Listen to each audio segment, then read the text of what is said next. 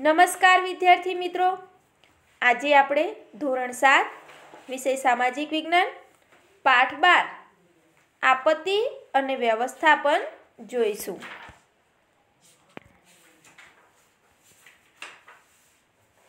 શરૂ કરીએ આપણે પ્રકરણ 12 આપત્તિ અને વ્યવસ્થાપન। આપત્તિ શબ્દ કાને પડવાથી સાથે આપણને મનમાં ભય અને બીકના ભાવ જાગે છે, બરાબર ને। આપત્તિ શબ્દ સાંભળતા જ આપણને જાણે બીક લાગે એવો શબ્દ આવી જાય છે। આપત્તિને સામાન્ય વ્યવહારમાં લોકો આપદા, હોનારત કે પ્રકોપ એવા નામે ઓળખે છે।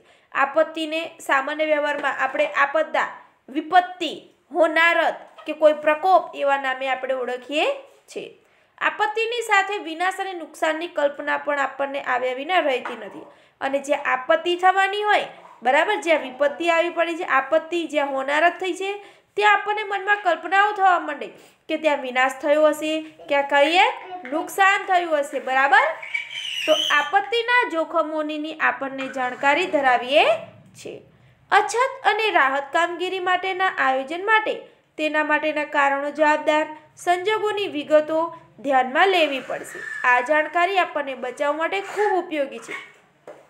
તો અછત અને રાહત કામગીરી માટે આપણે તેના માટે આયોજન જરૂરી છે, તેના માટે જરૂરી કારણો, જવાબદાર, પછી સંજોગોની વિગતો આપણે ધ્યાનમાં લેવી પડે અને આ જાણકારી આપણને બચાવ માટે ખૂબ ઉપયોગી છે। આપત્તિ વ્યવસ્થાપન તજજ્ઞોએ આપત્તિઓને 2 વિભાગમાં વહેંચી છે, તેના પ્રકારો, તેના વિવિધ સ્વરૂપોની વિગતે જાણીએ। આપત્તિ વ્યવસ્થાપન, જે આપત્તિ જ્યારે આવી હોય તે વ્યવસ્થાપન કરે તેના તજજ્ઞોએ આપત્તિને 2 ભાગમાં વહેંચ્યા છે, તેના પ્રકારો અને વિવિધ સ્વરૂપ નીચે પ્રમાણે છે, જોઈએ। આપત્તિઓ 2 પ્રકારની છે, એક કુદરતી આપત્તિ અને બીજું છે માનવ સર્જિત આપત્તિઓ। અહીંયા કુદરતી આપત્તિ એટલે જે કુદરત દ્વારા ઉત્પન્ન, જેમાં માનવનો કંઈ હાથ હોતો નથી, અને માનવ સર્જિત આપત્તિઓ એ માનવ દ્વારા ઉત્પન્ન થાય છે। તો કુદરતી આપત્તિઓમાં ભૂકંપ, બરાબર, કુદરતી રીતે છે, જ્વાળામુખી, દુષ્કાળ, દાવાનળ, પૂર, સુનામી, વાવાઝોડું। અને માનવ સર્જિત આપત્તિઓમાં આગ, ઔદ્યોગિક અકસ્માત, બોમ્બ વિસ્ફોટ અને હુલ્લડ, તો આ બધી માનવ સર્જિત આપત્તિઓ છે। તો ઉપયુક્ત ઘટનાઓ ભારે વિનાશ અને હાનિ પહોંચાડનારી હોય છે। આપણે જે ઉપર જે પણ ઘટનાઓ જોઈ એ બધી વિનાશ થાય અને હાનિ પહોંચાડે છે। પૂર, સુનામી, વાવાઝોડું અને દુષ્કાળની પૂર્વ આગાહી શક્ય છે। જ્યારે પૂર આવવાવાળું હોય, કોઈ સુનામી કે વાવાઝોડું અને દુકાળ આવવાવાળું હોય તો એની આગાહી કરી શકાય છે તથા તેનો બચાવ પણ કરવા સમય મળે છે અને જાનહાનિ પણ થોડીક નિવારી શકાય છે। જ્યારે ભૂકંપ, જ્વાળામુખી અને દાવાનળની પૂર્વ આગાહી શક્ય નથી, તેથી તે દ્વારા ભારે વિનાશ થવાની સંભાવના હોય છે। શું કહે છે કે જ્યારે ભૂકંપ થવાવાળો હોય, જ્વાળામુખી કે દાવાનળ પૂર્વ આગાહી શક્ય નથી અને આ જ્યારે થાય છે ત્યારે ભારે વિનાશ થવાની સંભાવના હોય છે। અહીં આપણે કુદરતી આપત્તિઓ પૈકી ભૂકંપ, વાવાઝોડું, સુનામી, પૂર અને દુકાળ અંગે જાણીશું। જે કુદરતી આપત્તિઓ છે તેમાં આપણે આ મુખ્ય ભૂકંપ છે, વાવાઝોડું, સુનામી, પૂર અને દુકાળ વિશે આપણે વિસ્તારથી જાણીશું। સૌથી પહેલા આપણે જોઈએ ભૂકંપ। વિદ્યાર્થી મિત્રો, તમને બાજુમાં ચિત્ર દેખાય છે ભૂકંપનું, બરાબર, જ્યાં ઘર પડી ગયા છે, બરાબર, કેટલાક ઘર આડા થઈ ગયા છે અને બધું જ ધરાશયી થઈ ગયું છે। જમીનની ઉપર કે જમીનની નીચે પણ અડધું દટાઈ ગયેલું દેખાય છે। તો સામાન્ય રીતે પૃથ્વી સપાટીના કંપવાને ભૂકંપ કહે છે। હવે સામાન્ય શબ્દ ભૂકંપ એટલે શું? પૃથ્વીનું કંપન થવું, પૃથ્વી હાલે એને આપણે કહીશું ભૂકંપ।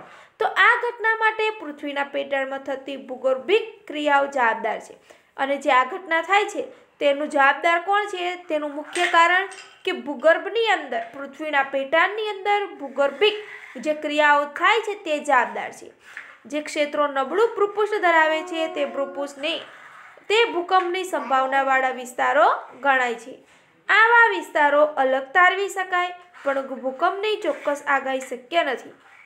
ભૂકંપની આગાહી કરવી શક્ય નથી। આપણને એવી ના ખબર પડે કે કાલે ભૂકંપ થશે કે અત્યારે 2 કલાક પછી ભૂકંપ થશે, તો એવી આગાહી કરી શકાતી નથી. જો એવી આગાહી કરી શકાય તો કેટલુંય જે નુકસાન થનારું હોય, કેટલાય ઘર જે તૂટી જવા જેવા હોય તો એમાં લોકોને આપણે ખાલી કરી દેવાય, બરાબર. પછી જે તૂટેલા રસ્તા હોય છે તેને આપણે અલગ કરી શકાય, અને ત્યાં જે સાધનો ને બધા હોય, બરાબર, તો ત્યાં આવવા જવા ઉપર પ્રતિબંધ મૂકી શકાય. તો એવું કરી શકાતું નથી, કેમ કે તેની ચોક્કસ આગાહી શક્ય નથી. તેથી જ્યારે આપત્તિ આવે ત્યારે જાન અને માલની ભારે ખુવારી વેઠવી પડે છે. લોકોનું મૃત્યુ પણ ઘણું થાય છે, અને એ લોકોનું જે માલ હોય છે તેનું પણ નુકસાન થાય છે. આગળ જોઈશું આપણે. તો ભૂકંપના સમયે રાખવાની સાવચેતીઓ. જ્યારે ભૂકંપ થાય ત્યારે આપણે શું સાવચેતી રાખવાની, શું કરવું જોઈએ ને શું ન કરવું જોઈએ. તો શું કરવું, તો વર્ગખંડમાં પાટલી નીચે બેસી જવું, વીજળીના થાંભલા અને તારથી દૂર રહેવું, સાચા સમાચારો રેડિયો કે ટીવી દ્વારા જાણો. શું ન કરવું જોઈએ, તો રઘવાયા થઈને બૂમાબૂમ ન કરવી જોઈએ, ઊંચા મકાનોની નીચે ઉતરવા લિફ્ટ ન વાપરો, અને ખાતરી કર્યા વિના ઘરમાં ગેસ કે વીજળીથી ચાલતા ઉપકરણો પણ ન ચાલુ કરો.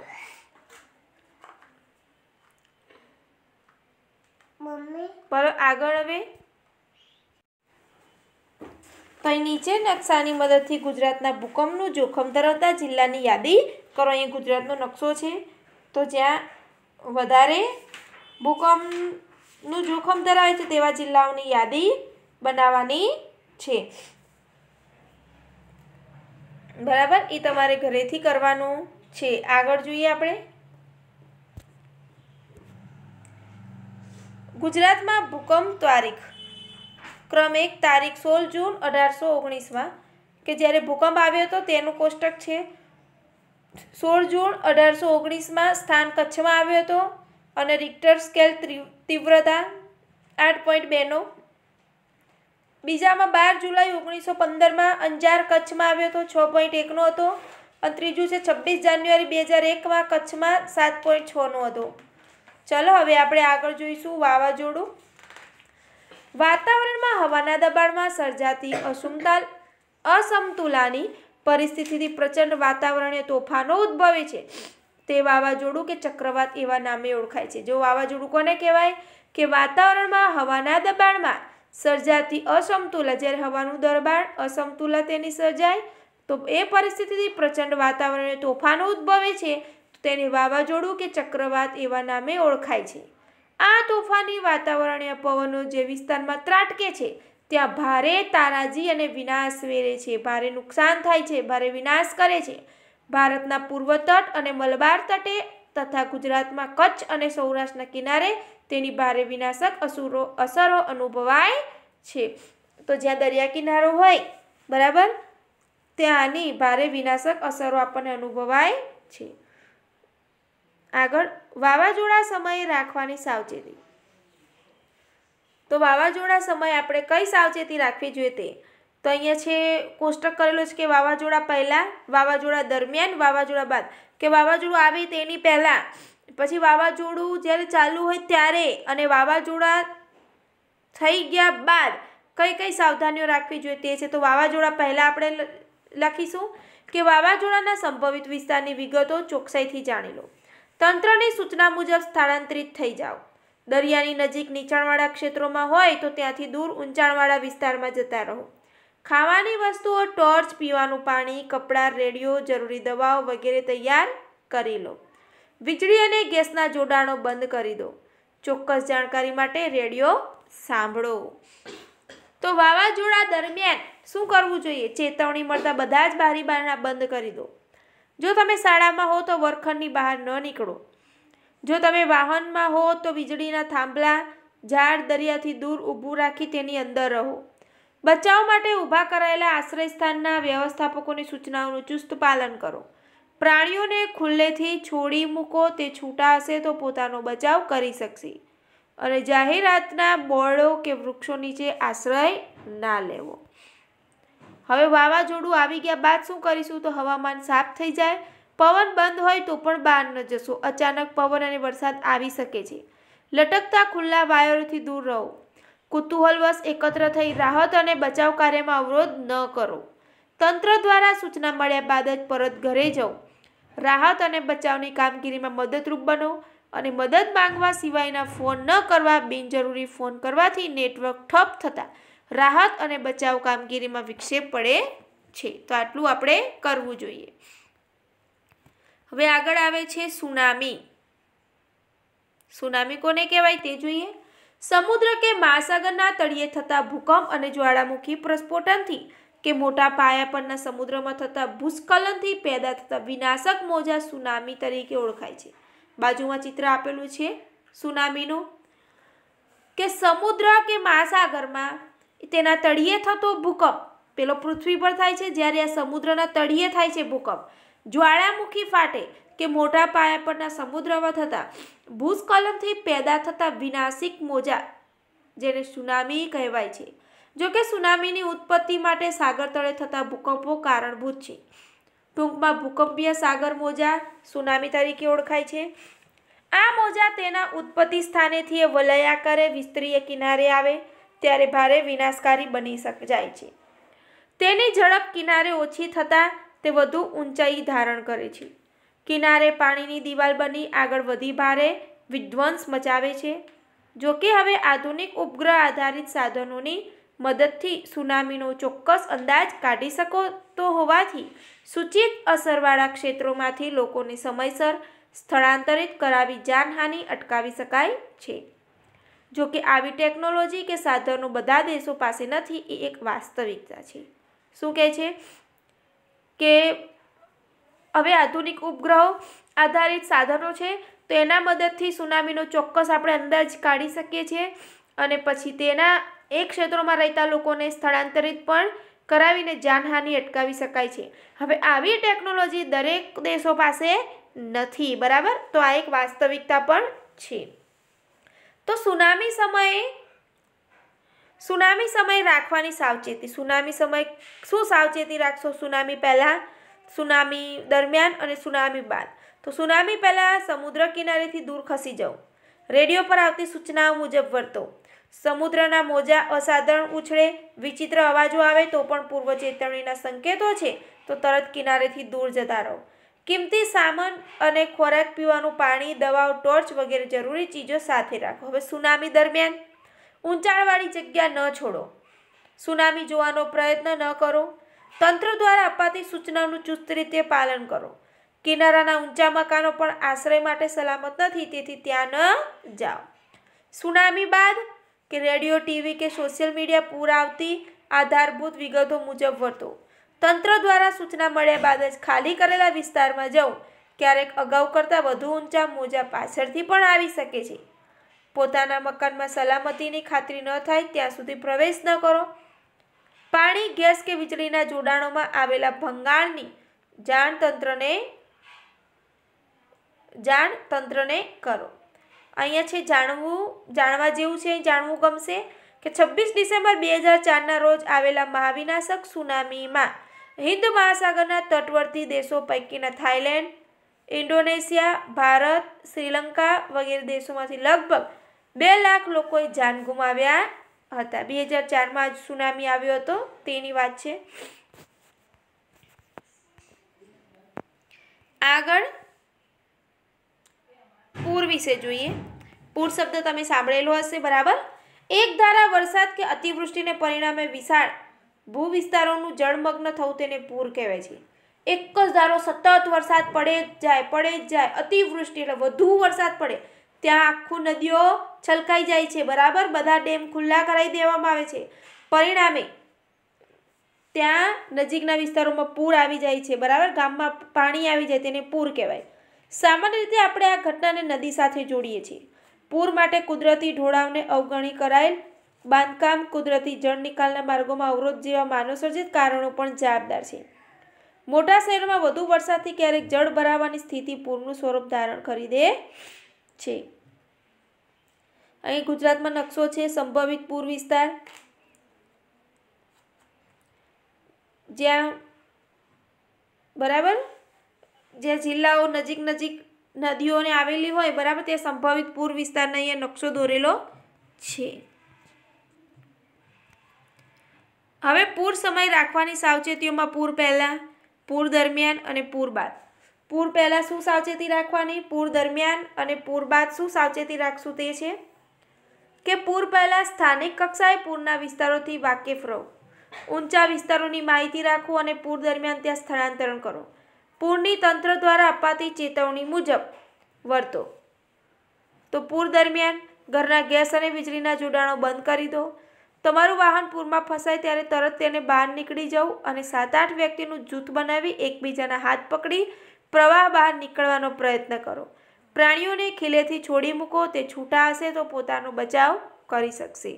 પૂર બાદ તો પૂરના પાણીથી બનાવેલ ખોરાક ન ખાઓ. પાણીને જંતુરહિત બનાવી ઉપયોગમાં લો. રસ્તા ખુલ્લા થયાની જાણકારી વગર બહાર ન જાઓ. સાપ વીંછીના ઉપદ્રવ સામે સજાગ રહો. હવે આવે છે દુષ્કાળ. દુષ્કાળ એટલે કે દુકાળ. તો દુકાળ શબ્દ પણ આપણે સાંભળેલો છે. સામાન્ય દુકાળ એટલે પાણીની અછત. જ્યાં પાણી ન મળે સાવ કે ઓછું મળે ત્યાં અછત સર્જાય છે પાણીની, તેને દુકાળ કહેવામાં આવે છે. દુકાળ એ વિનાશકારી અને લાંબા સમય સુધી પોતાની માઠી અસરો છોડે એવી કુદરતી આપત્તિ છે. દુકાળ એ વિનાશકારી છે અને લાંબા સમય સુધી પોતાની ખરાબ અસરો ત્યાં છોડી જાય છે તેવી કુદરતી આપત્તિ છે. આ આપત્તિ સમગ્ર જીવસૃષ્ટિના અસ્તિત્વ માટે અત્યંત આવશ્યક એવા પાણી અને ખોરાક સાથે જોડાયેલી છે. મોસમી આબોહવામાં દુકાળ સમયાંતરે પડવા એવી લાક્ષણિકતા છે. જે વર્ષે વરસાદ ઓછો કે સાવ ન વરસે ત્યારે આ સમસ્યા ઉદ્ભવે. જે વર્ષે વરસાદ ન આવે ત્યારે દુકાળની પરિસ્થિતિ ઉદ્ભવે છે. અછતની સ્થિતિમાં ખેતી અને જીવસૃષ્ટિને પાણીના અભાવે ભારે હાનિ થાય છે અને મનુષ્યો માટે અનાજની સમસ્યા તથા પાલતુ પ્રાણીઓ માટે ચારાની સમસ્યા સર્જાય છે. અગાઉ દુકાળમાં ભૂખમરાથી ભારે જાનહાનિ થતી હતી, પણ આધુનિક સમયમાં યોગ્ય વ્યવસ્થાપનથી જાનહાનિ અટકાવી શકાય છે. પહેલાંના સમયમાં જ્યારે દુકાળ પડતો ત્યારે કેટલાય લોકો મૃત્યુ પામતા હતા, કેમ કે એ લોકોમાં જોડે ખાવા કે પછી પાણી પીવા માટે કાંઈ હોતું નહીં. અત્યારે લોકો ખોરાક જે અનાજનો સંગ્રહ કરી રાખે છે, બરાબર. તો અને આધુનિક સમયમાં યોગ્ય વ્યવસ્થા પણ એવી હોય છે જેથી જાનહાનિ તો અટકાવી શકાય છે. તો દુકાળ સમયે લેવાના પગલાં. દુકાળ પહેલાં, દુકાળ દરમિયાન અને દુકાળ બાદ. તો દુકાળ પહેલાં આપણે કેવા પગલાં લેવા જોઈએ તે છે કે પાણીના ઉપલબ્ધ જથ્થા મુજબ આયોજન કરવું, ટપક સિંચાઈનો પ્રચાર કરવો. દુકાળ પહેલાં શું કરવું? પાણીનો ઉપલબ્ધ જે જથ્થો હોય તેનું આયોજન કરવું અને ખેતરમાં ટપક સિંચાઈનો ઉપયોગ કરવો. અનાજમાં માપબંધી દાખલ કરવી. અનાજનો બગાડ અટકાવવા ભોજન સમારંભનો પર પ્રતિબંધ મૂકવો. હવે દુકાળ દરમિયાન શું કરીશું કે રાહત દરે અનાજની વિતરણની વ્યવસ્થા ગોઠવવી, તાકીદ સિવાયના બાંધકામ બંધ રાખવા, અનાજ અને ઘાસચારાની સંગ્રહખોરી સામે પ્રતિબંધાત્મક પગલાં ભરવા. દુકાળ બાદ શું કરશું? ભાવિ આયોજનમાં જળ સંચયના કામોને અગ્રતા આપવી, અનાજના બફર સ્ટોક માટે આયોજન કરવું અને નદીઓને એકબીજા સાથે જોડી સમુદ્રમાં વહી જતું પાણીને અટકાવી દેવું. આ દુકાળ વખતે દુકાળ બાદ લેવાના પગલાં છે.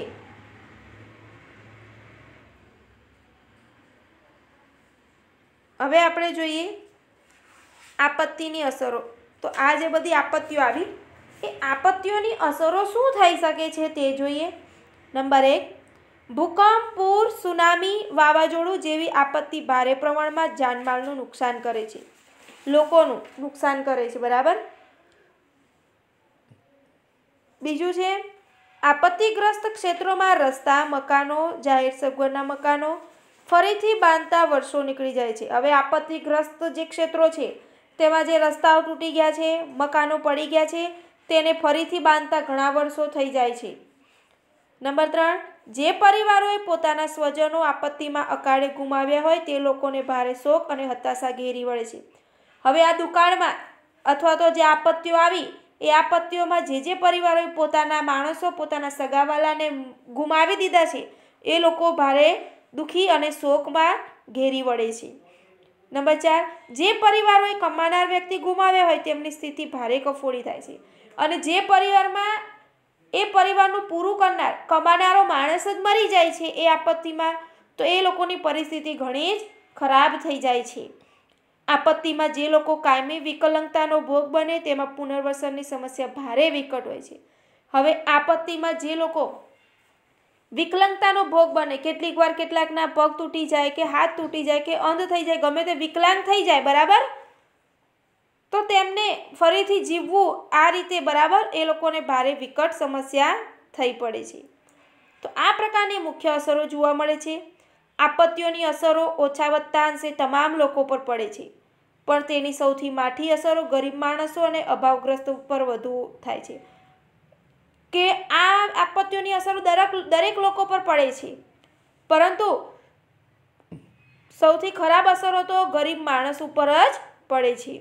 માનવ જીવન પર તેની વિઘાતક અસરો ઓછી કરવા સાવચેતી, લોકજાગૃતિ અને તંત્રને સજ્જ કરવા જેવા પગલાં ભરવાથી તેની વિનાશક તીવ્રતા ઓછી કરી શકાય છે. આપત્તિ કે અકસ્માતોની કેટલીક ઘટનાઓ માનવસર્જિત હોય છે. જો આપણે સાવચેતી કે અગમચેતી દાખવીએ તો આવી ઘટનાઓ નિવારી શકાય છે. ઘણીવાર આપત્તિ સમયે લોકો રાહત કે બચાવ કાર્યમાં મદદરૂપ થવાને બદલે તે કામગીરીમાં અવરોધ કે વિલંબ થાય છે. કેટલીક વાર ઘણા લોકો શું કરે, આપત્તિ સમયે રાહતનું કામ કરવામાં, બચાવ કાર્યમાં મદદરૂપ થવાને બદલે તેમાં અવરોધ ઊભો કરે છે, બરાબર. તો બચાવ મદદ બદલે કામગીરીમાં અવરોધ વિલંબ થાય તે રીતે વાહનો ઊભા રાખીને મોબાઈલ ફોનથી વિડીયો ઉતારવા માંડે છે, જેના લીધે અસરગ્રસ્તોના જીવનું જોખમ પણ સર્જાય છે. આવા સમયે આપણે રાહત અને બચાવ કામગીરીમાં મદદરૂપ થવું જોઈએ. અહીંયા તમને લખેલું છે કે જાણવું ગમશે, જેમાં તીડનો પ્રકોપ, જૈવિક આપત્તિ. તીડ શબ્દ સાંભળ્યો હશે તમે, જે ખેતરમાં તીડ કેટલું નુકસાન કરી જાય છે ખેડૂતોને, બરાબર. તેનું અહીં આપેલું છે કે તીડનો પ્રકોપ. તીડ એક કીટક વર્ગમાં આવે છે. તેની 11,000થી વધારે પ્રજાતિઓ જોવા મળે છે. વળી તે ઝુંડમાં રહેવાનું પસંદ કરે છે. 2019-20માં ગુજરાતના રણ વિસ્તાર અને રણકાંઠે આવેલી કચ્છ, બનાસકાંઠા, પાટણ જિલ્લાના કેટલાક વિસ્તારોમાં તેનો ઉપદ્રવ જોવા મળ્યો હતો. અત્યારની જ વાત છે, 2019-20માં, બરાબર. કચ્છ, બનાસકાંઠા અને પાટણ જિલ્લામાં. ગુજરાતમાં જોવા મળેલ તીડ રણતીડ કે ખાઉંધરા તીડ નામે ઓળખાય છે. આ પ્રજાતિના તીડ કરોડોની સંખ્યામાં ઝુંડ રૂપે ત્રાટકે છે. કરોડોની સંખ્યામાં. તેના જીવનકાળ દરમિયાન પોતાના વજનથી 1000 ગણું ખાઈ જાય છે. વિચાર કરો કે તેમના જીવનકાળ દરમિયાન તે પોતાના વજનથી 1000 ગણું ખાય છે. તે પોતાના સ્થળાંતરણ માર્ગમાં એ જ્યાં ઉતરે ત્યાં ખેતી પાક, લીલી વનસ્પતિ, વૃક્ષોના પાંદડાને આહાર બનાવીને વિસ્તારના ખેત પાકોને સફાચટ કરી મૂકે છે. અને જ્યાં તે ઉતરે છે તેનું ઝુંડ જ્યાં જે ખેતરમાં ઉતરી જાય ત્યાં જેટલું ઉગેલું હોય છે, બરાબર, તેના લીલા પાંદડાઓ, શાકભાજી, દરેકને વસ્તુને તે બધું જ ખાઈ દે છે. જે ક્ષેત્રોમાં તીડનો ઉપદ્રવ થાય ત્યાં